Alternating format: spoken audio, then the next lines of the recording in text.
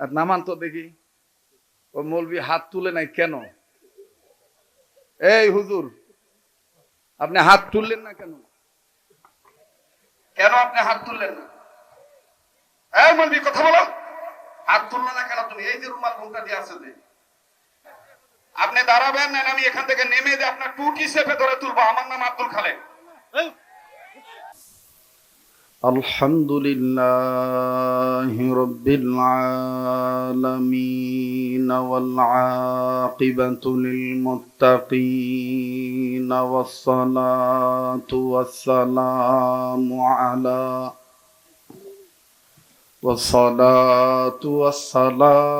আলা রাসূলিহিন নাবিয়্যিল কারীম। পরে একবার যদি আলহামদুলিল্লাহ বলে, আল্লাহ তাআলার সাথে সাথে আলহামদুলিল্লাহ বলনেওয়ালার জীবনের সমস্ত সগীরা গুনাহগুলি মাফ করে দিবে। হাকিমুল উম্মত মুজাদ্দিদুল মিল্লাত মাওলানা আশরাফ আলী থানভী রহমাতুল্লাহ সহ যুগশ্রেষ্ঠ উলামা ইকরামগণ বলেন, আল্লাহর কোনো বান্দা ঈমান সহকারে হালাল খাদ্য খাবার শেষে যে একটি দোয়া পাঠ করতে হয়, আলহামদুলিল্লাহিল্লাযী আত'আমানি ওয়া সাকানি ওয়া জাআলানি মিনাল মুসলিমিন, এই দোয়াখানা যদি কেউ নিয়মিত পাঠ করে, মহান আল্লাহ তাদের মরণ দেওয়ার সময় কালেমা নসিব করে দিবে। তারা মৃত্যুর সময় কালেমা পড়তে পড়তে মরতে পারবে। হাকিমুল ইসলাম কারি তৈয়ব সাহেব রহমতুল্লাহি আলাইহি বলেন, আল্লাহ পাক যে বান্দাদেরকে আলহামদুলিল্লাহ বলার তৌফিক দিয়ে থাকেন, এই বান্দাদের উচিত বেশি বেশি করে আলহামদুলিল্লাহ বলা।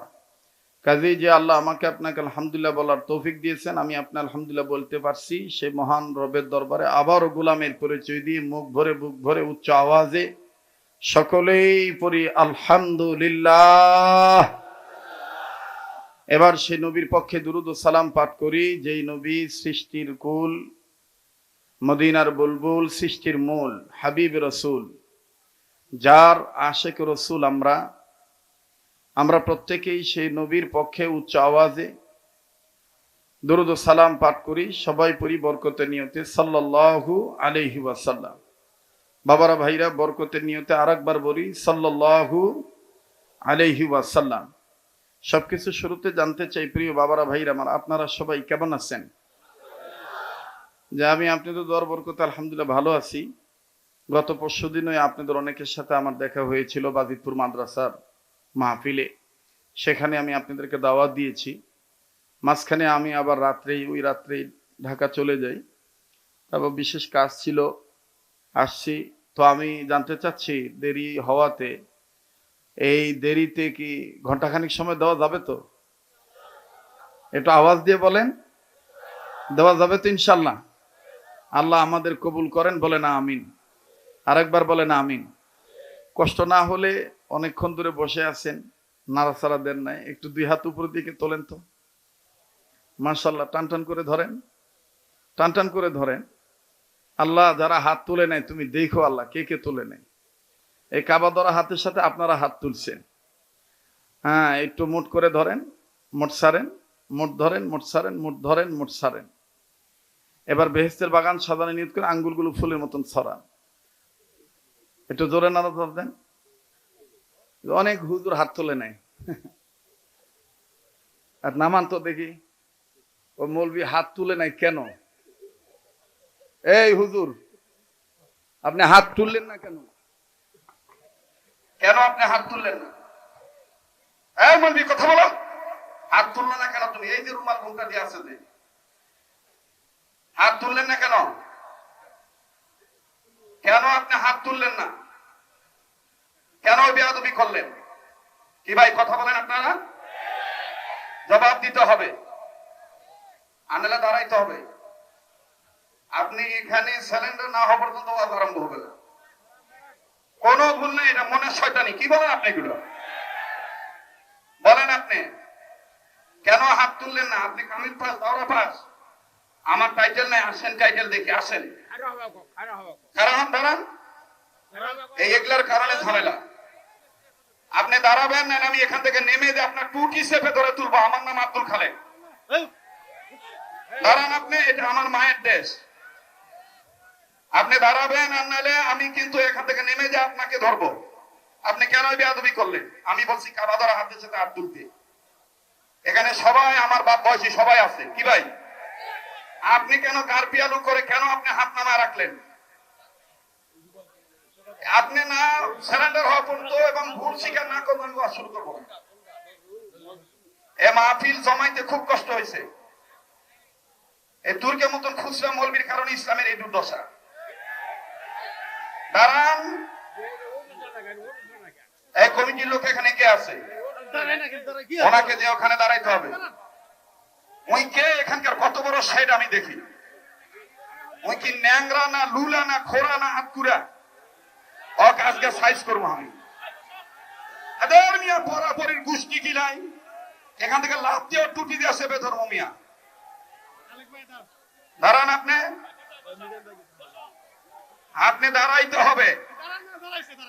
হ্যাঁ বাস, এই দেখো মৌলবি দেখছ?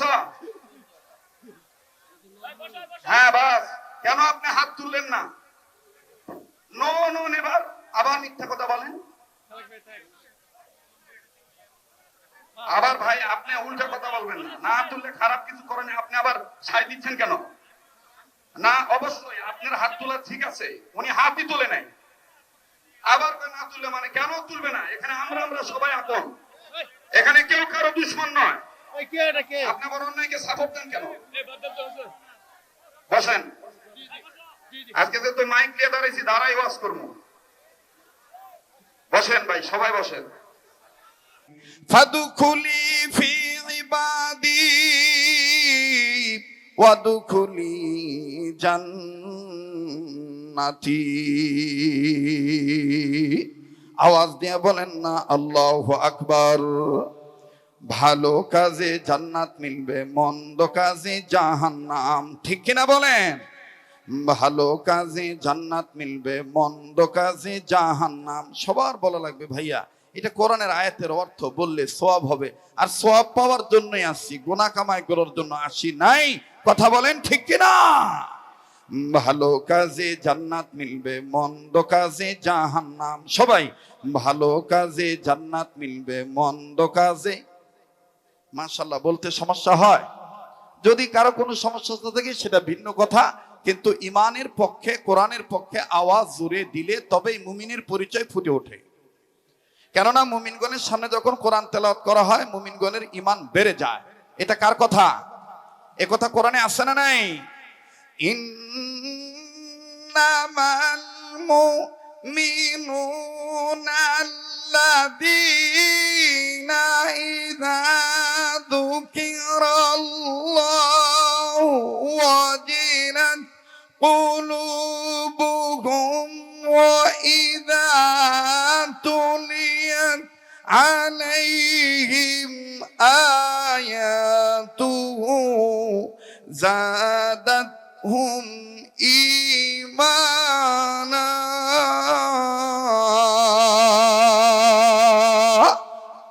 এ কথা কার? জোরে বলেন না কার?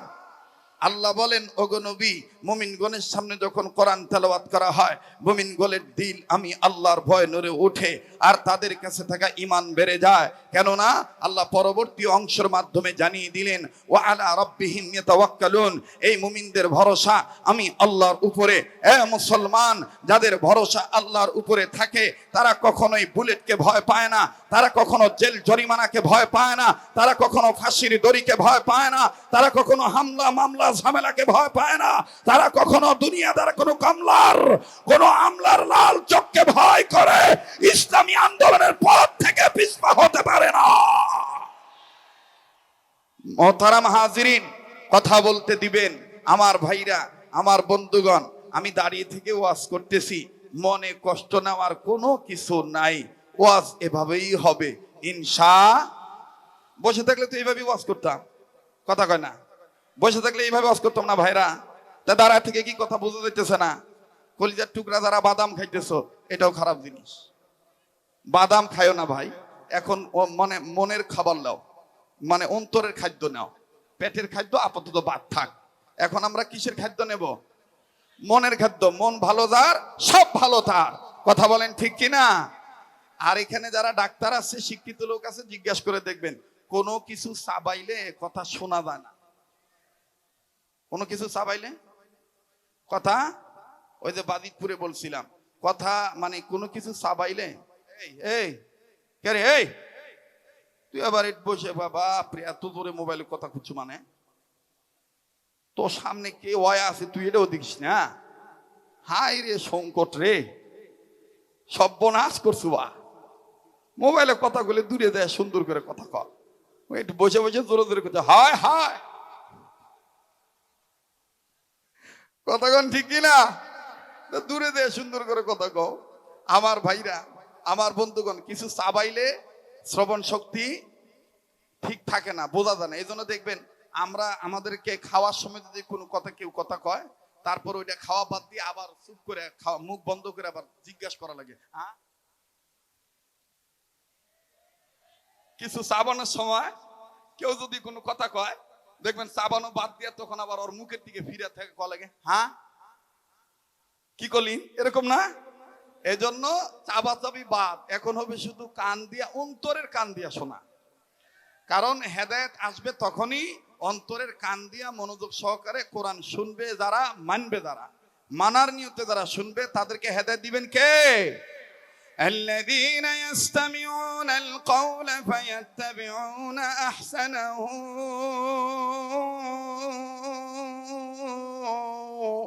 أولئك الذين هداهم الله। কেবা আমি গান গাইতেছি, কি তেলাওয়াত করতেছি? আল্লাহ পাক বলেন, الذين يستمعون القول فيتبعون أحسنه أولئك الذين هداهم الله وأولئك هم أولو الألباب।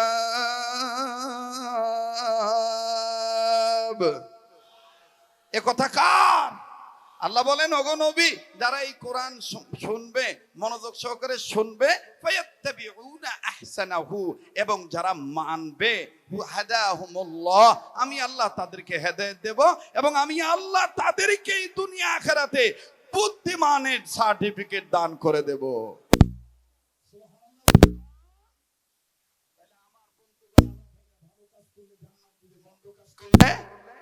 জাহান্নাম কে দিবে? ভালো কাজে জান্নাত মিলবে, মন্দ কাজে জাহান্নাম। সবাই, ভালো কাজে জান্নাত মিলবে, মন্দ কাজে জাহান্নাম। সবাই বলেন না, ভালো কাজে জান্নাত মিলবে, মন্দ কাজে।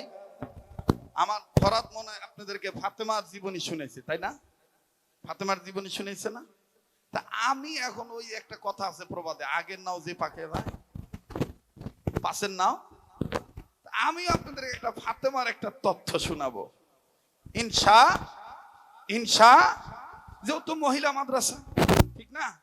মা বোনরা ভালো হয়ে গেলে গোটা জাতি ভালো হয়ে যাবে। কিন্তু আজকে আমরা কানা অন্ধ, মেয়েরা উলঙ্গ হয়ে ঘরে দুঃসয় পুরুষের কথা কয় না রে বাবা। মেয়েরা উলঙ্গ পরিবেশে ঘরে দুঃসয় কাদের?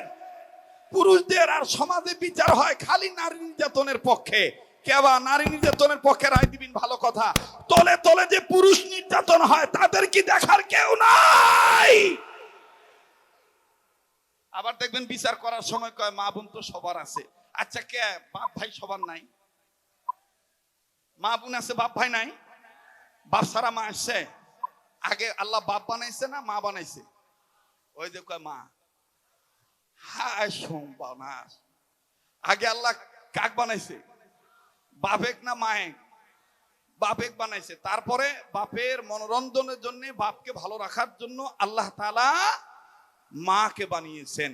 কাজী মায়েরও দরকার, বাপেরও দরকার। হ্যাঁ, হাদিসের ভাষায় রাসূল আকরাম সাল্লাল্লাহু আলাইহি সাল্লাম বলেছেন, বাপের চাইতে মায়ের মর্যাদা 3 গুণ বেশি। বাপের চাইতে মায়ের মর্যাদা 3 গুণ বেশি। এখন ওনারা চিন্তা করলো যে আমাদের এই 3 গুণ বেশি তো নবী কইছে, আল্লাহ কইছে, সরকারও দিছে আমাদের পক্ষে রায়, তাহলে আমরা আর পুরুষ মানুষকে লাভ মাইনা লাভ কি? এই চিন্তা করে দেখবেন যে এখন লবণ শাকে, লবণ শাখা বোঝেন? আগে কিন্তু এত স্বামী তালাক হয় নাই, কথা কয় না। আগেকালকের মেয়েদের সিদ্ধান্ত ছিল, আমাদের মা খালা ফুফু নানি চাষিদের সিদ্ধান্ত ছিল যে লাল কাপড় পরে হব। কিন্তু এখন ডাক দিয়া কয় তোর ভাত না খেলে কি হবে, কথা কয় না। এটা তারাই বলে যাদের মধ্যে কোরআনের জ্ঞান নাই। হ্যাঁ, তবে সে যদি জালিম হয়, জালিমের বিচারটা আল্লাহর কাছে করবেন। জালিমের কাছে মাথা নত করে আপনার থাকার দরকার নেই। সেজন্য সমাজ আছে, রাষ্ট্র আছে, আমার আল্লাহর আইন আছে। কিন্তু মা গো, আপনি খবরদার, আপনি চলতে যেয়ে যেন স্বামীর সাথে বেয়াদবি না হয়। কথা বলেন ঠিক কিনা? কারণ আল্লাহ রসুল বলেছেন, কোন মানুষের যদি সেজদা দেওয়া মানুষকে জায়েজ থাকতো, তাহলে আমি রসুল প্রত্যেকটা বিবিদেরকে বলে দিতাম নিজ নিজ স্বামীকে সেজদা দেওয়ার জন্য। তাহলে স্বামীর দাম আছে না নাই? তাহলে বাপেরও দাম আছে, মায়েরও দাম আছে। ভালো কাজে জান্নাত মিলবে, মন্দ কাজে জাহান্নাম। এই কথাটা কার? সবার একটু বলতে হবে। ভালো কাজে জান্নাত মিলবে, মন্দ কাজে, ভালো কাজে জান্নাত মিলবে, মন্দ কাজে। সামনের ভাইরা চুপ থাকবেন, দেখি পিছনের ভাইরা কোন গ্রুপের লোক হইতে চায়। আল্লাহ দিলে, আল্লাহ কবুল করলে জান্নাতি হতে চায়। কথা বলেন ঠিক কিনা? পিছনের ভাইরা, ভালো কাজে জান্নাত মিলবে, মন্দ কাজে। মাশাআল্লাহ, তো আওয়াজ বাড়ছে। এবার পিছনের ভাইরা চুপ থাকেন, সামনের ভাইরা বলেন, ভালো কাজে জান্নাত মিলবে, মন্দ কাজে। মাশাআল্লাহ, এবার আপনারা চুপ থাকবেন, আমরা যারা স্টেজে আছি। কথা কয় না, মানে আমাদের সবার বলা লাগবে, ঠিক কিনা বলেন? ভালো কাজে জান্নাত মিলবে, মন্দ কাজে। দেখছেন, ঠিক করে দেওয়ার মালিক কে? এবার যারা বলছিল হুজুর দেরি করে ফেলিছে, ওয়াজ হবে না, ওরকম মুখ চাবড়া লাগা যায়। কথা কন ঠিক কিনা? সফলতা বান্দার হাতে না, সফলতা কার হাতে? যারা বলেন কার হাতে? তো সবাই মিলে ঝিলে বলবো, ভালো কাজে জান্নাত মিলবে, মন্দ কাজে, ভালো কাজে জান্নাত মিলবে, মন্দ কাজে, ভালো কাজে জান্নাত মিলবে, মন্দ কাজে জাহান্নাম। এক শ্রেণীর মানুষ আছে গুনার কাজে সময় পায়, করে না গো নেকির কাম। ভালো কাজে জান্নাত মিলবে, মন্দ কাজে। মানুষ রূপে জন্ম নিয়া জানোয়ারের বাপ দেখান, নামাজ রোজা ছেড়ে দিয়ে চালু রাখছেন বাউল গান। ঠিক কিনা বলে? বাবা এটা আমি নিজে লিখছি, বা কি করবো, আমার তো কাম করে খাওয়া লাগে। কি মন্দ হচ্ছে? বাজারে চলবে না? চলবে না ভাই? চালালেই চলে রে, চালানোর মন মানুষে থাকতে হবে। ঠিক কিনা বলেন? মানুষ রূপে জন্ম নিয়ে জানোয়ার বাপ দেখান, নামাজ রোজা ছেড়ে দিয়া মারেন আপনি গাজায় টান। কিসে টান মানে? গাজায় টান মারে। দেখবেন লালনের ভক্ত আছেন এরকম। আর গাজার দিয়ে এক এক জায়গায় এক এক নাম বাবা। এক জায়গায় কয় সিদ্ধি, এক জায়গায় কয় শুকনা। কি বাবা ভালো করে কহ, আমি জানি না বা। শুকনা সবজি পুরিয়া, তারপরে আচ্ছা যাই হোক, আমার বন্ধুগণ বলেন, আজকে আমাদের সমাজে মানব চরিত্র, মানব জীবন ধ্বংস হওয়ার পিছনে যতগুলি কারণ, এর মধ্যে গবেষকগণ গবেষণা করে দেখেছে, এক নম্বর হলো মাদক সেবন। এক নম্বর কি? মাদক সেবন। কিন্তু আমরা দুর্ভাগা, আমাদের সমাজে যাই গাঁজা খায় তার বিচার হয়, যাই গাঁজা বিক্রি করে তার বিচার হয় না ভাই। কথা কয় ঠিক কিনা? যাই গাঁজা খায় তার বিচার হয়, গাঁজা বিক্রি করে তার বিচার হয় না। এই গাঁজারা যারা বিক্রি করে, মাদক বিক্রি করে যারা যুব সমাজকে ধ্বংস করে, বিশ্বাস করেন এদেরকে যদি আপনি শায়েস্তা করতে চান, এদেরকে যদি আপনি বিচারের কাজ করে আনতে চান, আল্লাহর কসম, আল্লাহর কসম, আল্লাহর কসম, দুনিয়ার শিক্ষা দিয়ে এদেরকে শায়েস্তা করা যাবে না। আল্লাহর কোরআন সুন্নাহ নবীর হাদিস ছাড়া, শিক্ষা ছাড়া, সুশিক্ষা ছাড়া বিকল্প কোনো শিক্ষা নাই মানব জাতির জীবন ভালো করে। কথা বলেন ঠিক কিনা? মানুষ রূপে জন্ম নিয়া জানোয়ার বাপ দেখান, নামাজ রোজা ছেড়ে দিয়া চালু রাখছেন বাউল গান। দেখবেন মারফতের গান দেয়। কিসের গান? আসলে আমি এটা রাখছি মারফত না, এটার নাম হলো মরার পথ। মারের পথ না, মরার পথ। আচ্ছা, আপনারা একটু সাধারণ জ্ঞান দিয়ে, আপনার তো আমার থেকে জ্ঞানী মানুষ, অনেক মুরব্বী বাবার বয়সী মুরব্বীরা আছেন, আমাকে পড়ানোর যোগ্যতা রাখেন। বলেন তো বাজান, দুধ যদি ভালো হয় তাইলে তো দই ভালো হবে, দুধ যদি ভালো হয় তাইলে তো ঘি ভালো হবে, দুধ যদি ভালো হয় তাহলে তো মাখন ভালো হবে, দুধ যদি ভালো হয় তাহলে তো ছানা মিষ্টি ভালো হবে, দুধ যদি ভালো হয় তাহলে তো নওগাঁ মিষ্টান্ন ভান্ডারের মিষ্টি যে একটা সুনাম আছে, প্যারা মিষ্টি, কি মিষ্টি বা, এইটাই তো ভালো হবে নাকি? এখন দুধ যদি ভালো না হয় তাহলে ঘিও ভালো হবে না, মাখনও ভালো হবে না, সন্দেশও ভালো হবে না, ছানা মিষ্টিও ভালো হবে না, কিচ্ছু ভালো হবে না। এজন্য দুধ হলো উম্মতের ওলামায়ে কেরামদের ভাষায় দুধ হলো শরীয়ত, আর আমার ভাইরা সহি আমল হলো মারফত। শরীয়ত যদি ঠিক না থাকে, তোমার দুধই যদি ঠিক না থাকে, তা তোমার কিসের মারফত? কথা বলেন ঠিক কিনা? আগে দুধ ভালো হতে হবে, আর এই দুধ ভালো হতে হলে ভালো গাই লাগবে। কথা কয় না? ভালো কি লাগবে? গাই লাগবে, গাবিন লাগবে। আর গাবিনের দুধ ভালো হইতে গেলে গাবিনকে ভালো কিছু খিলাইতে হবে, আর ভালো কিছু খিলাইতে গেলে হালাল খানা খাদ্য খাওয়াইতে হবে। আর কোনটা হালাল কোনটা হারাম এটা বুঝতে গেলে দুনিয়ার শিক্ষা দ্বারা বোঝা যায় না, কোরআন সুন্নাহর শিক্ষা দিয়েই বোঝা যায়। ঠিক কিনা বলেন? নামাজ রোজা ছেড়ে দিয়ে চালু রাখছেন বাউল গান, আবার নিজের ত্রুটি ঢেকে রেখে, আবার নিজের ত্রুটি ঢেকে রেখে আলেম ওলামার গায়ে বদনাম। ভালো কাজে জান্নাত মিলবে, মন্দ কাজে জাহান্নাম। ভালো কাজে জান্নাত মিলবে, মন্দ কাজে নারায়ে তাকবীর, নারায়ে তাকবীর। আমার ভাইরা, আমার বন্ধুরি,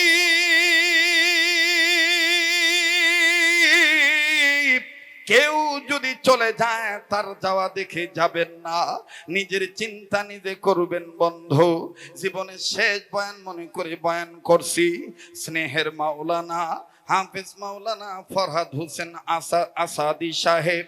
আপনাদের এই এলাকার এই নওগাঁ জেলার গর্বিত পিতামাতার গর্বিত সন্তান, ছোট হোক বড় হোক, আমার বন্ধুগান তিনি কিন্তু কোরআন হাদিস দিয়ে দীর্ঘক্ষণ আলোচনা করে গিয়েছেন।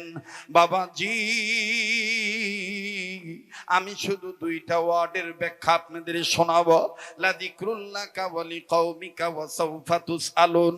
আল্লাহ বললেন, নবীজি, আমি যে জিকির নামক কোরআন আপনার উপর নাজিল করলাম, এই জিকির নামক কোরআন খানা আপনার জন্য, ওয়া লিকাউমিকা আপনার উম্মতে মুহাম্মাদীদের জন্য আমি আল্লাহ মহা সম্মানের বস্তু বানাইলাম। আওয়াজ দিয়ে দরদি বাবারা ভাইরা আর একবার বলেন না সুবহানাল্লাহ।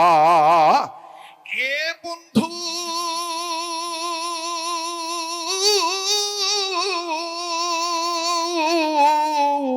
এই কোরআনুল কারীমকে সম্মান করলে পুরুষ হোক নারী হোক, আল্লাহ পাক তাদের দেখেন সম্মান বাড়ায় দেয়। এমনই সম্মানিত করে দিয়েছিলেন আমার বন্ধুগণ একজন সাধারণ পরিবারের মেয়েকে, যেই মেয়েটা ফাতেমার আগে জান্নাতে চলে যাবে। আরো আওয়াজ দিয়ে বলেন না সুবহানাল্লাহ। মনের ভিতর প্রশ্ন হইতে পারে, হুজুর ফাতেমার আগে আবার কোন মহিলাটা জান্নাতে যাবে? আসাদি হুজুর, আপনাদেরকে মা ফাতেমা তো জোহরা রাদিয়াল্লাহু তাআলা আনহার আমার বন্ধুগণ তিনি করুণ হৃদয় বিদারক চিত্র তুলে ধরতে চেয়েছিলেন, কিন্তু সময়ের স্বল্পতার কারণে বেচারা কথাটা ফুটিয়ে তুলতে পারেন নাই। আর একদিন শুনবেন ওনার মুখ থেকে। আমি শুধু আপনাদেরকে বলে দিই যে বাজান রে, কোরআন হাদিস যদি আপনি মানার মতন মানেন, আপনার মেয়েকেও আল্লাহ রব্বুল আমিন ফাতেমার দরজা দান করে দিবেন। আমার কোনো বোন, আমার কোনো মা যদি কোরআন সুন্নাহ ভিত্তিক চলাচল করে, আমার ওই মা ওই বোনকে আমার আল্লাহ রাবেয়া বানিয়ে দিবেন। মনে রাখবেন নবীর দরজা বন্ধ, ওলির দরজা কিন্তু খোলা। কথা বলেন ঠিক না বেঠিক? কেউ আর নবী হতে পারবে না, কিন্তু বাজান ওলি প্রত্যেকটা মুমিন ওলি হতে পারবে। লম্বা করার কোনো সুযোগ নেই বাজান। ভাই গো, আল্লাহর নবী জনাবে মুহাম্মদুর রাসূলুল্লাহ সাল্লাল্লাহু আলাইহি সাল্লাম বসে আছেন, জিবরাইল আমিন আসবেন অপেক্ষায় আছেন। ভিন্ন দিক দিয়া নবীজির দুই নাতি হাসান আর হুসেন ডাক দিয়ে বলতেছেন, মা গো, ঘরের পাতিলের ভান্ডার অবস্থা কি, ঘরের হাড়ির অবস্থা কি, কোনো খাদ্য খাবার আছে কিনা? হযরতে ফাতেমা হাসান হুসেনকে ডাক দিয়ে বললেন, বেটারে, আজ কদিন যাবত আমাদের বাড়ির চুলায় আগুন ধরে না, হাড়ির মধ্যে খাবার নাই, তবে পাত্রের মধ্যে তোমার নানার দেওয়া দুটি খুরমা খেজুর আছে। একটু লম্বা করে আমার বন্ধুগণ একটু খেয়াল করে কথাগুলি শুনবেন। লম্বা হয়ে গেলে বাজান বিচলিত হবেন না, আতঙ্কিত হবেন না বাজান। একটু গভীর মনোযোগী হয়ে শোনা চাই। কলিজার টুকরা আমার বাপ ভাইরা এবং আমার মা বোনেরা, জীবনের শেষ বয়ান মনে করে বয়ান করছি। আল্লাহর নবীজির কন্যা ফাতেমা জোহরা ডাক দিয়ে বললেন, দুই বেটা, আমাদের হাড়ির মধ্যে তো খাবার দূরের কথা, চুলাইছেও তো আগুন ধরে না, হাঁড়িতে খাবার নাই, তবে পাত্রের মধ্যে তোমার নানার দেওয়া দুটি খেজুর আছে। হাসান আর হুসেন ডাক দিয়ে বললেন, মা গো, এই দুটি খেজুর যেহেতু নানার দেওয়া, এই খেজুর বাদে কি আর কোনো কিছু নাই? হাসান যখন বললি, হুসাইন ডাক দিয়ে বললেন, ভাইজান, এখন আমি একটা কথা বলি আপনাকে, মা জননীকে আর বিরক্ত করার দরকার নাই। চলো না যাই নানা মুহাম্মদের দরবারে যাই। ওরে নানা মুহাম্মদের চেহারা দেখলেই তো আমাদের খিদার যন্ত্রণা নিবারণ হয়ে যাবে। তাই তো কোন সাধক বলেছিলেন, ওরে দেখলে নবী পাইলেন, ওরে দেখলে নবী পাগল হবি, পাইলে নবী, কথা কয় না, ওরে পাইলে নবী পাগল হবি, পাইলে নবী। সবাই পাগল হইতে চান না? নবীর প্রেমে পাগল হইতে চান না? ওরে পাইলে নবী পাগল হবি, দেখলে নবী পাগল হবি, পারবি না, পারবি না, উম্মত সইতে পারবি না। তোর আমার আপন যিনি ঘুমায়াছেন মদিনায়, তোর আমার আপন যিনি, কথা কয় না, জোরে কথা কন, ঠিক কিনা? এখন তো এমন না যে ট্রেন চলে যাচ্ছে, এখন এখান থেকে ছুটি দিলে চলে যাবেন, এরকম তো না। যেহেতু আল্লাহর জন্য আসছি, একটু সময় না একটু বেশি লাগুক, তাতে কোনো আপত্তি আছে ভাই? বলেন চলবে কি চলবে না? তাহলে আমি বলবো আজকের মাহফিল, আপনারা বলবেন চলবে চলবে। আজকের মাহফিল কতক্ষণ চলবে? দাঁড়া হুসি, তাও তোমরা সারা আল্লাহ যতক্ষণ চালায়, ইনশা। পিছনে যারা দাঁড়িয়ে আছেন কলিজার টুকরা যুবক ভাইরা, কি বলেন? ইনশাআল্লাহ আল্লাহ যতক্ষণ কবুল করে, ইনশা লিল্লাহ তাকবীর, লিল্লাহ তাকবীর। আল্লাহু আকবার কেন বারবার বলেছি জানেন? আল্লাহু আকবার জোরে বললে নূর পয়দা হয়, আর এই নূর যতদূর ছড়াবে, ওই আওতার মধ্যে যদি আপনার বাবা মার কবর আযাব কবর পড়ে, আপনার নেক আওয়াজের বরকতে তাদের কবর আযাব আল্লাহ মাফ করে দেয়। এখানে তো আমাদের অনেকের নানা নানি, দাদা দাদি, আত্মীয় স্বজন, আস্থাভাজন, শ্রদ্ধাভাজন, আপনজন, স্নেহভাজন, পড়োশী, প্রতিবেশী, আত্মীয় অনাত্মীয় কবরবাসী আছে না? তো আল্লাহ তাদের কবর আযাব মাফ করে দেয়, আমরা চাই কি চাই না? তাহলে তাকবীর যদি চাই, তাহলে তাকবীরের আওয়াজ আসতে হবে না জোরে হবে? লিল্লাহ তাকবীর, আল কোরআনের আলো। কে ভাই একজন করছে সংসদে জালো, তো ওনার এই কথার সাথে আপত্তি আছে? কোনো আপত্তি নাই, কারণ ওই যে শেষরা লোকগুলা, ওই শুকনা বিক্রি করা লোকগুলা যদি চেষ্টা করবার চান, তাহলে সংসদেও আলো জ্বালান লাগবে। আর এই সংসদের কথা কলে যদি কেউ খেপে, তাহলে বুঝতে হবে উনি আসলেই ভালো লয়, কথা কয় না। তোমরা রাজনীতি করবে পারবিন, আর মুসলমানরা রাজনীতি করবে পারবে না, এটা কোথা থেকে পাচ্ছিন বা? কথা কয় না। তোমার দল যেটাই হোক, আমার দল যেটাই হোক, মুসলমান হিসাবে আমাদের তামান্না, আমাদের চাওয়া, আমাদের পাওয়া একটাই, এবারে ভোট দেব ভাই সেই মানুষের যে মানুষ পক্ষে থাকে আল কোরআনের। আল্লাহ তুমি দেখো আল্লাহ কে কে জবান দেয় না, আল্লাহ কে কে খোলে নেই আল্লাহ, কারণ আমরা চাই সৎ যোগ্য ভালো ব্যক্তি সংসদে যাক। কথা কোন ঠিক কিনা? এবারে ভোট দেব ভাই সেই মানুষের যে মানুষ পক্ষে থাকে আল কোরআনের।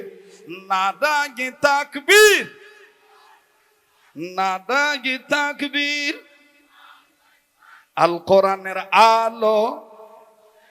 ওই যে ভয় টান টান করে কয়া লাগবে সংসদে আলো। আল কোরআনের আলো, কোরআন হাদিস যেখানে, আলেম ওলামা যেখানে, নাদাগে তাকবীর। আমার ভাইরা, আমার বন্ধুরি, এইবার হাসান কে হুসাইন রাদিয়াল্লাহু তাআলা ডাক দিয়ে বললেন, ভাইজান মনে যদি কিছু না নেন চলেন যাই নানার কাছে যাই, নানা মুহাম্মদকে দেখলেই তো ক্ষুধার যন্ত্রণা নিবারণ হয়ে যাবে। নবীজির চেহারার মধ্যে তো আল্লাহ রাব্বুল আমিন ভিন্ন মায়া দিয়ে দিয়েছে। আরে বাবুজি, এই কথা শোনার পরে ফাতেমাতুজ জোহরা ডাক দিয়ে বললেন, বেটা যেহেতু তুমি নানা মুহাম্মদের কাছে, কথা বললো না বাবা, ডোন্ট ডিস্টার্ব। আউযু বিল্লাহি মিনাশ শাইতানির রাজিম বলেন, আউযু বিল্লাহি মিনাশ শাইতানির রাজিম। শয়তান কিন্তু টের পাইছে যে আজকে ওয়াজ হবে, হচ্ছে না? ওয়াজ হচ্ছে না? এখন তো শুরুই করি না, কেবল আরম্ভ করতেছি। চলবে কি চলবে না? একটু ধৈর্য ধরো বাবা, কর্তৃপক্ষ তোমরা একটু ধৈর্য ধরো, লড়াছড়া করো না। আরে ওয়ামাই ইয়াতাওয়াক্কাল আলাল্লাহি ফাহুয়া হাসবুহ, আল্লাহর উপর ভরসা করলে আল্লাহ আমার আপনার জন্য যথেষ্ট। ওয়াকাফা বিল্লাহি ওয়াকিলা, আমার আপনার সবচেয়ে বড় অভিভাবক কে? বলেন না কে? সে আল্লাহর পক্ষে আমরা সময় দিতে রাজি আছি না নাই? ফাতেমাতুজ জোহরা ডাক দিয়ে বললেন, বেটারি যদি তুমি নানা মুহাম্মদের কাছে দিতে চাও, আরে বেটা আমি তোমার মা, তোমাদেরকে একটা কথা বলি, যদি নবী মুহাম্মদের দরবারে যেতে চাও, যে যদি দেখো তোমার নানা মুহাম্মদের ঘরের দরজার পর্দা নড়ে, হুজরাখানার পর্দা নড়াচড়া করে, তাইলে বেটা খবরদার নানার ঘরে ঢোকা যাবে না। হাসান কয় ঠিক আছে। হোসেন কয় ঢুকলে কি হবে? সোলফলের মধ্যে এরকম সোলফল থাকে না? কেবা বেটামের মধ্যে এরকম থাকে না? ডাক দিয়ে ঢুকলে কি হবে? বড়টা কয় আচ্ছা ঠিক আছে, পর্দা লড়লে ঢুকবো না। আর ছোটটা হুসাইন রাদিয়াল্লাহু তাআলা আনহু, যাই হোক দুই বেটার এক বেটা ডাক দিয়ে বলতেছে, একজন বলছে যে ঢুকলে কি হবে, আর একজন বলছে ঠিক আছে ঢুকবো না। হযরতে ফাতেমা বলতেছে যখন পর্দা নড়বে তখন হলো তোমার নানি আমাকে বলে গেছে। একদিন আমি জিজ্ঞেস করছিলাম, মা আমার আব্বাকে কি যখন তখন ডাকা যাবে? নবুয়ত পাওয়ার পরে, নবুয়ত পাওয়ার আগে নয়। ডাক দিয়ে আব্বাকে কি যখন তখন ডাকা যাবে? হযরতে খাদিজাতুল কুবরা রাদিয়াল্লাহু তাআলা আনহা ডাক দিয়ে বললেন, না মা, যখন তখন তোমার আব্বাকে ডাক দেওয়া যাবে না, কারণ তোমার আব্বা আর সাধারণ মানুষ এক না। এখানে একটা জিনিস বুঝতে হবে, যারা বলে নবী আমার মতন মানুষ, আমার মতন বলতে কি বুঝেন? হ্যাঁ, আমার মতন বলতে আপনি এতটুকু বুঝাইতে পারেন, আমাকে যেমন আল্লাহ তাআলা হাড্ডি দিয়া, চামড়া দিয়া, গোশত দিয়া, মাটি দিয়া বানাইছেন, আমার নবীকেও আল্লাহ তাআলা এরকম বানাইছেন। তবে আমি আর আমার নবী এক। আমাদের কারোর সাথে বিশ্বনবীর তুলনা করা যাবে? নবী তো নবী। অনেক ভাই এরকম বলতে যায়, একেবারে ছোট করে দেখেন, নবী তো আমার মতনই মানুষ। তো তোর মতন নবী কেঙ্গা করে মানুষ হলো রে? তুই হাগলে গুন্দ ঠেলা থাকা যায় না, কথা কয় না, তোর হাগা লাগে না। তুই খালি যদি এই শীতের দিন পানি কম খায়া আর খাসির গোস্ত দিয়া বা ভেড়ার গোস্ত দিয়া যদি খালি খাস, আর খায়া যদি পিছনের রাস্তা দিয়ে যদি খালি কোন মতন আওয়াজ ছাড়া বাতাস বাইর হয়, কথা কয় না রা? এরকম ঘটনা ঘটছে তো, ঘটছে না? কিন্তু আল্লাহর নবীর জীবনী থেকে এরকম কোন ঘটনা আছে? আল্লাহর নবী পেশাব পায়খানা করার আগেই যেখান দিয়ে যাইতেন চতুর্দিকের গাছপালারা অটোমেটিক বাথরুম তৈরি করে ফেলতেন।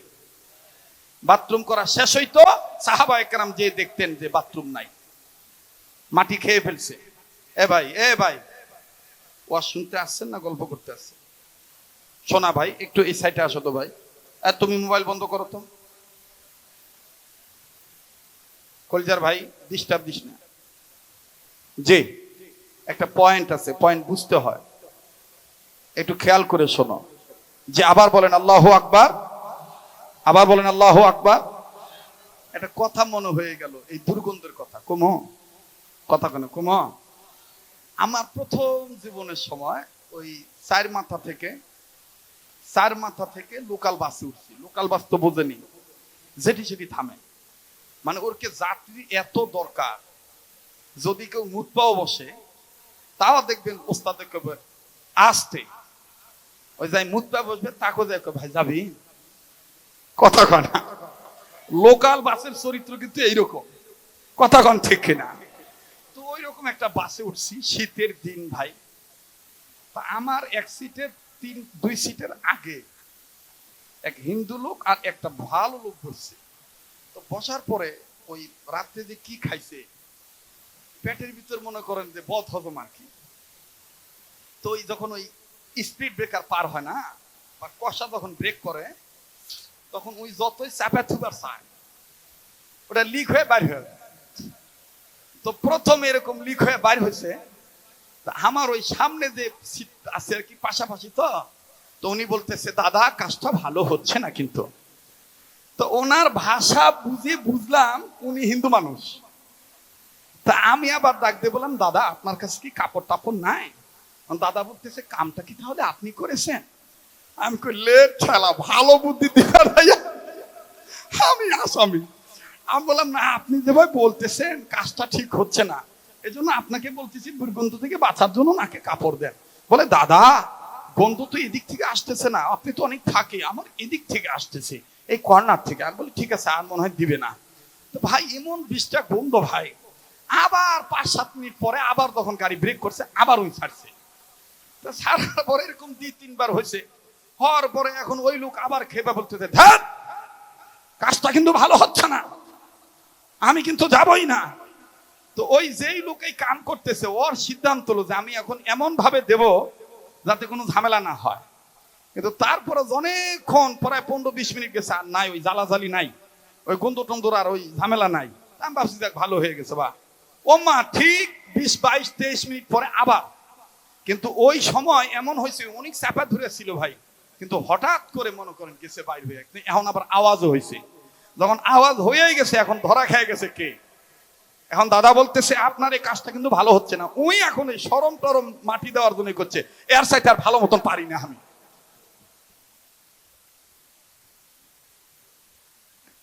কয়ের সাথে আর আমি ভালো মতন পারি না।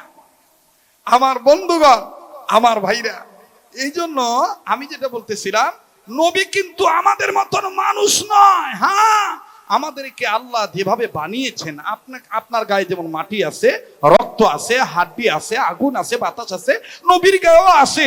কিন্তু আমি আর আপনি নবী এক হতে পারি না, কথা বলেন ঠিক কিনা? আল্লাহ পাক আমাদেরকে সহি বুঝ দান করেন। আবার যারা এইটা নিয়ে বাড়াবাড়ি করে, বাড়াবাড়ি আছেন এক ধরনের, মানে নবী মানতে মানতে আল্লাহ মানা বাদ দেয়। হ্যাঁ ওই যে দেখবেন কি গান গায়, তুমি আজ বাগা বঙ্গলে প্রেঙে মেরা নং বিগি ছিঙ্গিলাম বগ চেঙ্গে আজ লাগা নাগা গ দয়াল নবী ওয়া ওয়া ওয়া ওয়া ওয়া। দেখবেন সিহারার মধ্যে সুন্নতের বংশ নাই, নামাজের কোনো ধার ধান্দা না, কথা কোন ঠিক কিনা? আরে ভাই তুমি তো এটা মারেফত নিয়ে চলাচল করতেছো, আসলে এটা মারেফত নয়, এটা মরার পর তোমাকে কোরআনও মানতে হবে, সুন্নাহও মানতে হবে। আর কোরআন সুন্নাহ নিজে নিজে পুত্তারি করে মানা যায় না, যারা জানে তাদের কাছ থেকে জেনে নিয়ে আমল করিতে হয়। আল্লাহ পাক আমাদেরকে সহি বুঝ দান করেন, বলেন আমিন।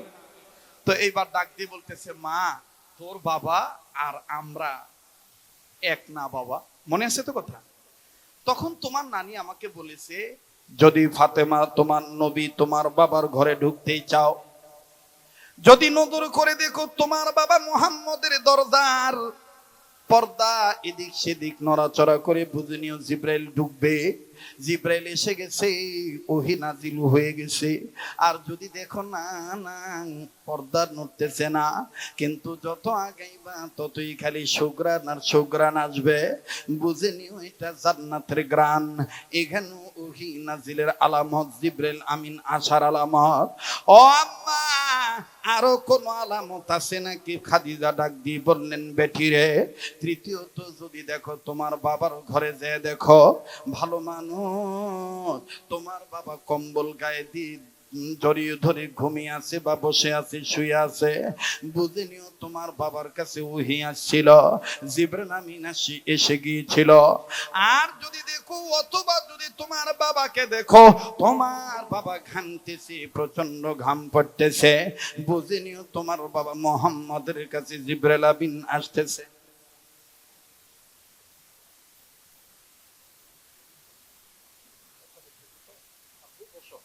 আমার ভাইরা, আমার বন্ধুগণ, গভীর মনোযোগী হয়ে শোনা চাই।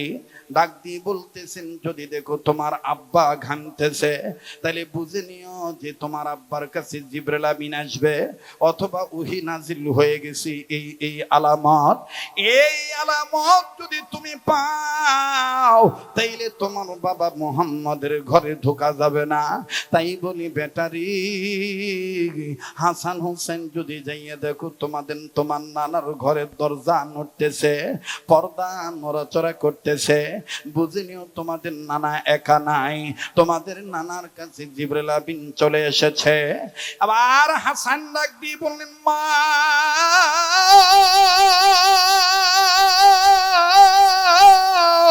ঠিক আছে, পর্দা নড়লে আমি যাব না, পর্দা নড়লে আমি নানার ঘরে ঢুকবো না। হোসেন ডাক দিয়ে বললেন, মা গো, পর্দা নড়লে তাতে আমার সমস্যা কি? মা ফাতেমা ডাক দিয়ে বললেন, ফাতেমা তো জোহরা বললেন, বেটারে, ঠিক আছে, এটা তোমার ব্যাপার, তোমার যা ইচ্ছা তুমি করো। হোসেন তখন নিজের জামা অথবা নিজের গায়ের কাপড়টা নাড়া দিয়ে বলে, আমার নানার কলিজার টুকরা আমি, আমার নানার ঘরের দরজার পর্দা কেন আরো কিছু লড়লেও আমি ঢুকলে নানা আমায় বাধা দিবে না। আওয়াজ দিয়ে বলেন না আল্লাহু আকবার। ওরে দেখলে নবী পাগল হবি, দেখলে নবী, ওরে দেখলে নবী পাগল হবি, দেখলে নবী পাগল হবি, পারবি না, পারবি না, উম্মত শিরক বিদআত মানতে পারবি না। তোরা মারা আপন যিনি ঘুমাইয়াছেন মদিনা, সবাই, তোরা মারা আপন যিনি ঘুমাইয়াছেন মদিনা, তোরা মারা আপন যিনি, বলো না, বলো না বাবা, তোরা মারা আপন যিনি ঘুমাইয়াছেন মদিনা, তোরা মারা আপন যিনি। ওরে মানবি সুন্নাত থাকবি উম্মত, মানবি সুন্নাত থাকবি উম্মত, মানবি সুন্নাত থাকবি উম্মত। ওরে রোজ হাসরে পাবি তুই নবীজির শাফায়াত, দয়াল নবীর সুপারিশে জান্নাত হবে ঠিকানা, ঠিক না বলে? দয়াল নবীর সুপারিশে জান্নাত হবে ঠিকানা। তোরা মারা আপন যিনি ঘুমাইয়াছেন মদিনা, তোরা মারা আপন যিনি ঘুমাইয়াছেন মদিনা। আরে নওগাঁ জেলার বন্ধুরা, কলিজার টুকরা যুবক বন্ধুরা, মুরব্বী বাবারা, পর্দার মা বোনেরা, গভীর মনোযোগী হয়ে শোনা চাই, একটা কথাও যেন আপনার হাতছাড়া না হয়। ইমাম হোসেন রাদিয়াল্লাহু তাআলা বললেন, মা গো, ঠিক আছে, পর্দার আমার সমস্যা নাই। হযরতে হাসান আর হুসাইন একটা দৌড় মারলেন, নানার কাছে যাবেন, নানার চেহারা দেখলে খিদা মিটে যাবে। ওরে বন্ধু, এই দুইজনেই যখন নবীর দরবারের কাছাকাছি গেলেন, হযরতে হাসান দূর থেকে নজর করে দেখতে পান, কেমন জানি পর্দা নড়ে। হাসান ডাক দিয়ে বললেন, না না না না না, সামনে আর আমার বাড়া যাবে না। মা বলছে, নানার ঘরের দরজার পর্দা নড়লে ঢোকা যাবে না। এখানে নানা একা নাই, নানার সাথে জিবরাইল আমিনও আছে। আর জিবরাইল আসা মানে আমার আল্লাহর দরবার থেকে খবর নিয়ে এসেছে। না না আমি আগাবো না, না না না আমি সামনে যাব না। হোসাইন ডাক দিয়ে বললেন, তুই ব্রেক কর, আমি ব্রেক করবো না। দেখি আমি বড় না জিবরাইল বড়। এইবার হযরত হোসাইন আস্তে করে চলে গেলেন নানার কাছে। আমার ভাইরা ঘরের মধ্যে প্রবেশ করে নাই। হযরত হাসান ডাক দিয়ে বলে, যাওয়া ঠিক হবে না। হোসেন কয়, মা কিন্তু বলেছে পর্দা নড়লে ভিতরে ঢোকা যাবে না। মা কিন্তু এটা বলে নাই পর্দা নড়লে ঘরের মধ্যে ঢোকা যাবে না। মাই বলছে পর্দা নড়লে ঘরের মধ্যে ঢোকা যাবে না। মাই কিন্তু এটা বলে নাই পর্দা নড়লে ঘরের কাছে যাওয়া যাবে না। পর্দা নড়ুক, জিবরাইল আর নানায় কথা বলুক, আমি দরজার কাছে যাই খালি একটু হাঁটাহাঁটি করি। হযরত হোসেন দরজার কাছে যাইয়া একবার উত্তরে, একবার দক্ষিণে, একবার ডাইনে আর একবার বামে আমার বন্ধুগণ হাঁটাহাঁটি করতেছি। জিবরাইল আমিন হাজির হয়ে গেছে। জিবরাইল আমিন ডাক দিয়ে বললেন, ইয়া রাসূলুল্লাহ, মনে হচ্ছে আমার পাখার মধ্যে কে যেন পাড়া মারছে। সুবহানাল্লাহ কবেন না। নবী আমার ডাক দিয়ে বলেন, জিবরাইল, তোমার পাখার মধ্যে আবার কে পাড়া মারলো? বলে, ইয়া রাসূলুল্লাহ, ইয়া হাবিবাল্লাহ, আমি যখন আপনার কাছে আসি, বড় এরিয়া ফেরেশতারা বাউন্ডারি দেয়, ওই বড় এরিয়া পর্যন্ত আমার পাখা বিছানো থাকে। তবে নবীজি অন্যান্য দিন এরকম হয় নাই। আজকে কেমন জানি আমার পাখার উপরে কে জানি হাঁটাহাঁটি করতেছে। আমার নবী ডাক দিয়ে বললেন, জিবরাইল, আমার নবী ডাক দিয়ে বললেন, জিবরাইল, তুমি দেখবা না আমি দেখবো? জিবরাইল বলে, হুজুর, দেশটা আপনার, দায়িত্ব আপনার, আমার না। দেখেন তো বাইরে কে আছে। জিবরাইল বলার পরে নবী বললেন, ঠিক আছে আমি দেখি। এবার নবী ডাক দিয়ে বলতেছেন, জিবরাইল, আমি দেখতেছি। জিবরাইল বলে, হুজুর, তাইলে কি আপনি উঠে যাবেন না এখান থেকে দেখবেন? নবী আমার ডাক দিয়ে বলেন, ভাই জিবরাইল,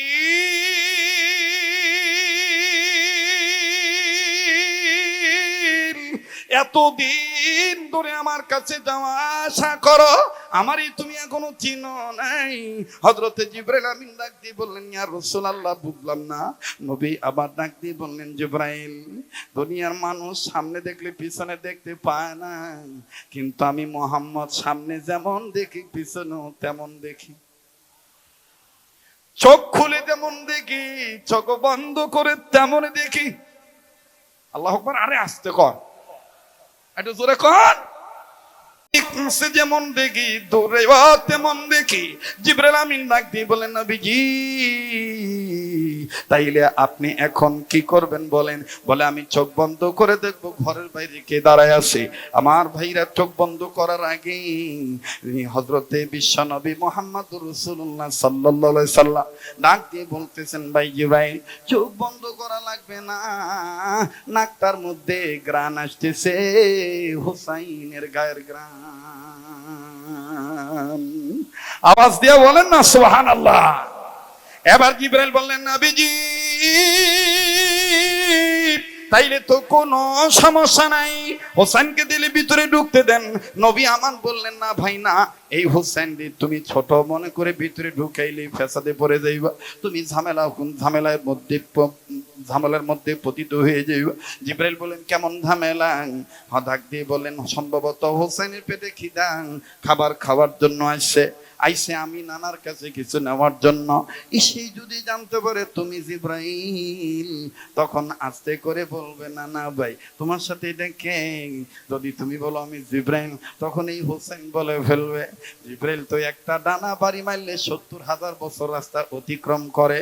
জিবরাইল তো জান্নাত দেখতে পায়, এমনকি জান্নাত থেকে জান্নাতের ফেরেশতাদের কাছ থেকে খাবার আনতে পারবে। ও ভাই জিবরাইল, হোসেন তখন ভেজাল লাগাই দিবে, দরকার নাই, দরকার নাই, নাই, হুসেন যেমন আছে এমন ঘোরাফেরা করুক, তুমি তোমার কাজ করে চলে যাও।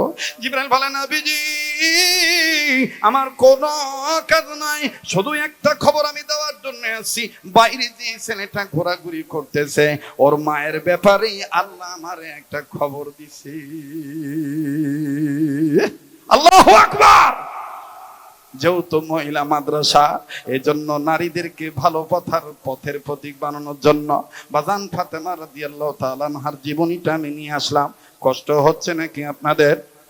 পিছনের যে কলিজার টুকরা ভাইরা আছেন, আপনাদের কি কোনো সমস্যা আছে নাকি? বাজান আমি চাই কেউ যেন না ঘুমায়, কেউ যেন চুপ না থাকে, সবাই যেন মনোযোগ সহকারে কথাগুলি শোনে। কেননা আমার দিল বলে আজকের মাহফিলে দোয়া কবুল হবে। আমার আজকের এই মাহফিলে আমি আপনি গুনাহগার হতে পারি, কে জানি আল্লাহওয়ালা নেককার বান্দা হয়ে বসে আছে। ওই একজন গোপন ওলির কারণে আমার আল্লাহ রাব্বুল আলামিন আমার আপনার মাফ করে দিতে পারি।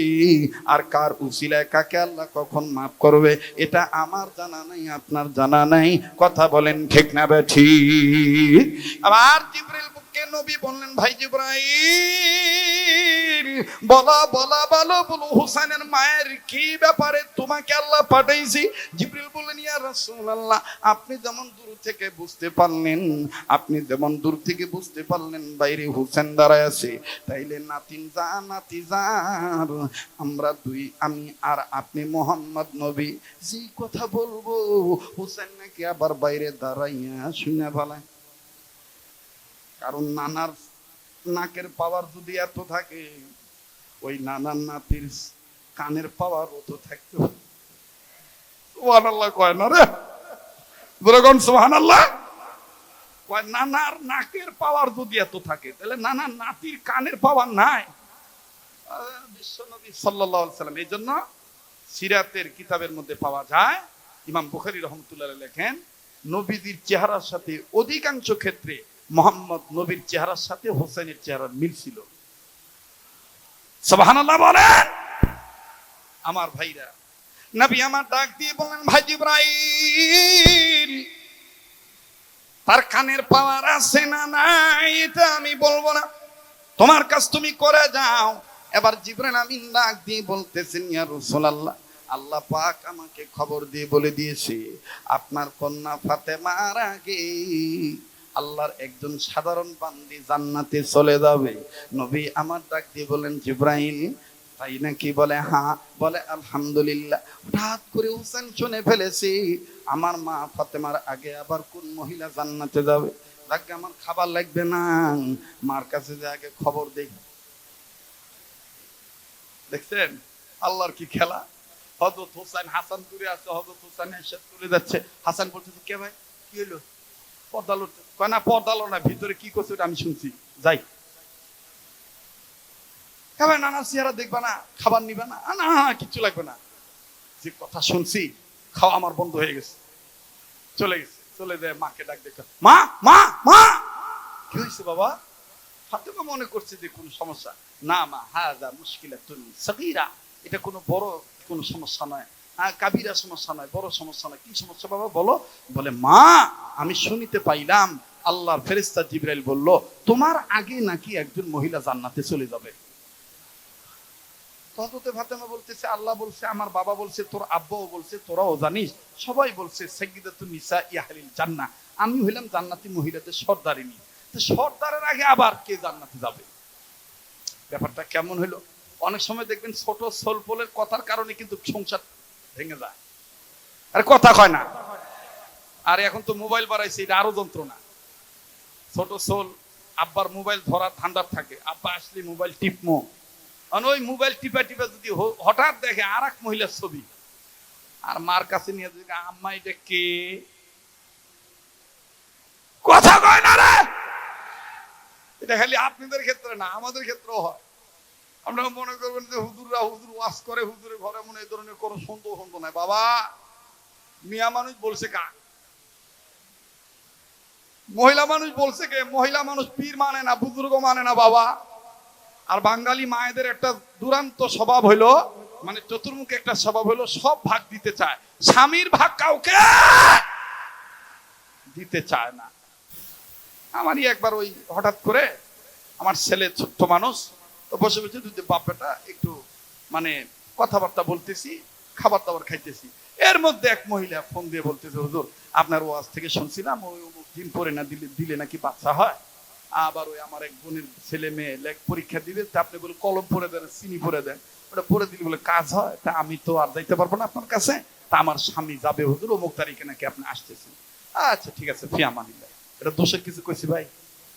আমার ভালো বউ ভাই আমাকে বললো বসো, আমি খাবার নিয়ে আসি। এখন আসছে ভাই, আর এই চ্যাংড়া করছি কি আমি খেয়াল করি নাই, মোবাইলটা নিয়ে দেখ, আম্মু আব্বুর কাছে না একটা মহিলা ফোন দিয়ে কইছে দেখা করবে।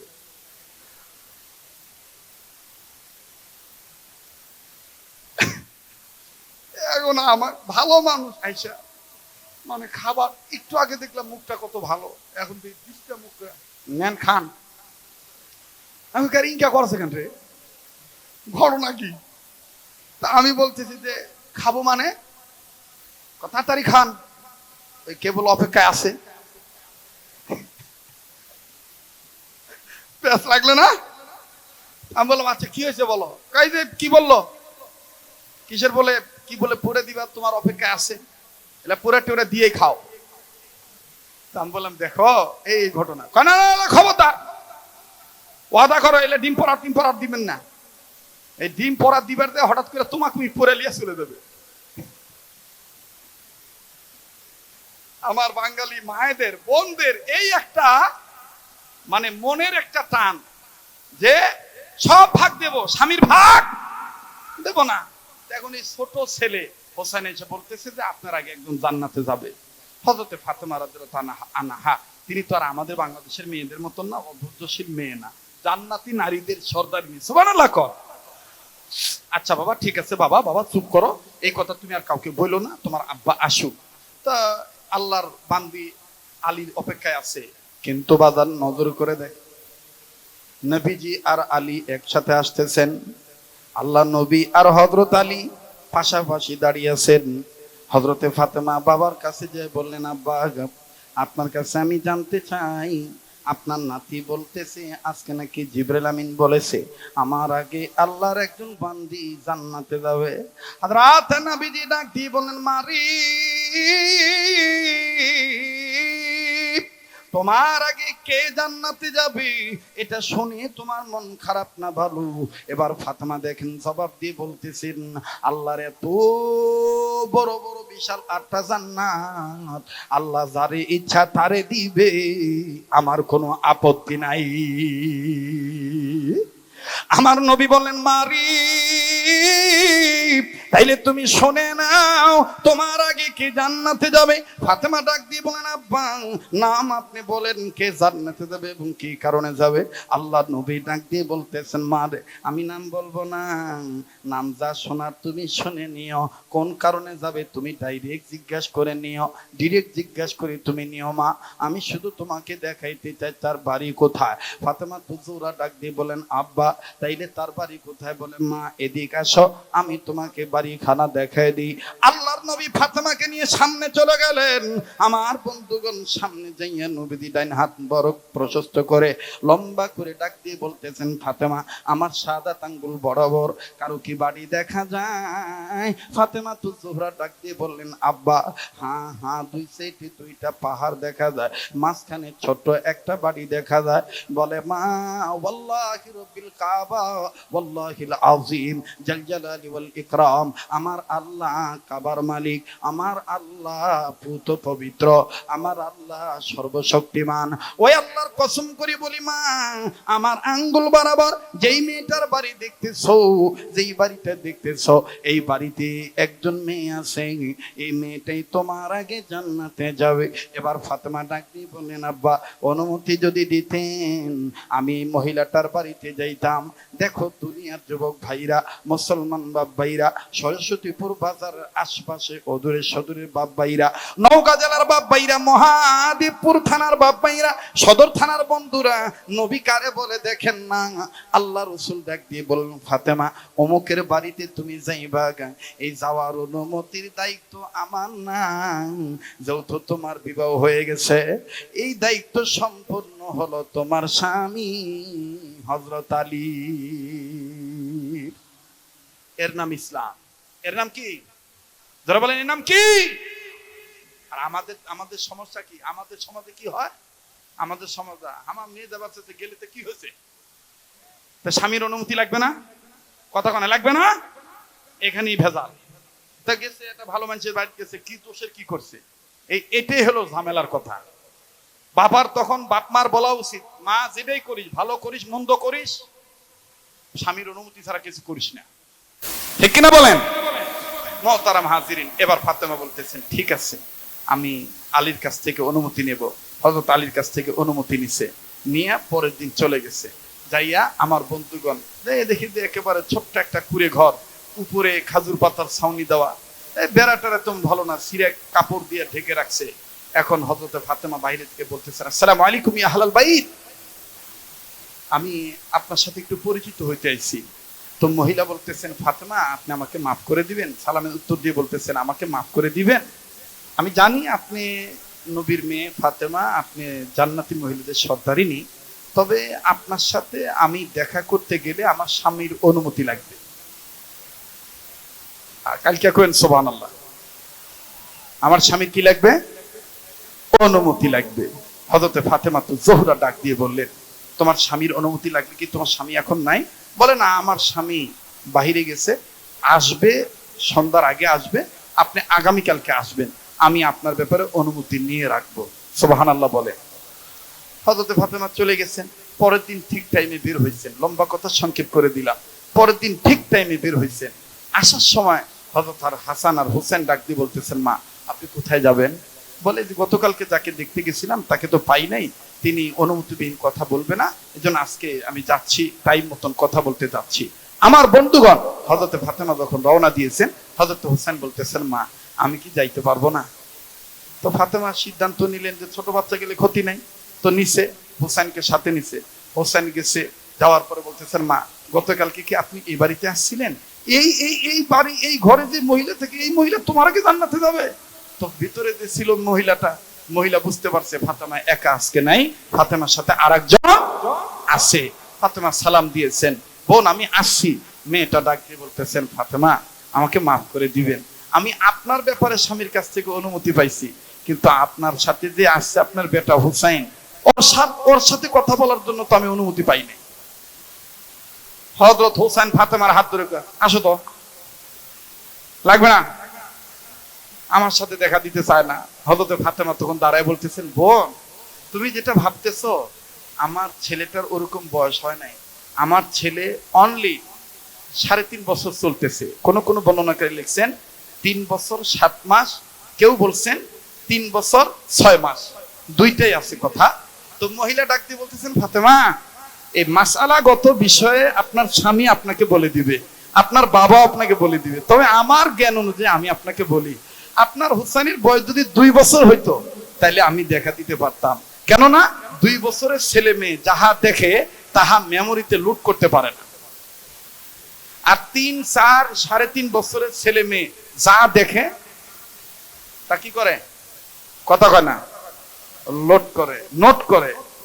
এটার নাম ইসলাম। বয়স হয়ে গেছে 6 বছর, 5 বছর, তাও আপনি আলাদা বিছনা করেন নাই, এক বিছনা নিয়ে আপনি ঘুমাইছেন, আপনি আর আপনার বিবি। সকালবেলায় আপনার এই চ্যাংড়া চ্যাংড়ি ছেলে মেয়ে হঠাৎ করে দাদি বলেন, আমি আব্বা না, কালকে আম্মু চুমা দিছে। ক্যাঙ্কা হলো, কথা কয় না। ইসলাম কি বলে আর আমি আপনি করি কি? আল্লাহ পাক আমাদেরকে সহি বুঝ দান করেন। হযরত হোসেন চলে গেছেন, হযরত হোসেন রাদিয়াল্লাহু তাআলা আনহু চলে গেছেন, হযরত ফাতেমা চলে গেছেন, কালকে আসবে, অনুমতি নিয়ে রাখবে। বাস, এবার চলে গেছে। হোসেন ডাক দিয়ে কয়, মা আমি একটা কথা বলি, এই মহিলা যে তো আব্বার কথা মার, আব্বার কথা নানার কথা বলছে, কাজে আমি বলতে চাই, তো আশ্চর্য কারবার। তা না বুঝলে এখানে বসবে কেন রে ভাই? তোমরা কি গল্প করতেছো এখানে বসে বসে? বারবার ডিস্টার্ব দিতেছ। থাক, না না, ইনি না, ওই যে ওনার কাছে বারবার ঘন ঘন ফোন আসতেছে, উনি আবার ওনার সাথে কথা বলতেছে। ফোন আসলে ভাই বাইরে যেয়ে কথা বলো।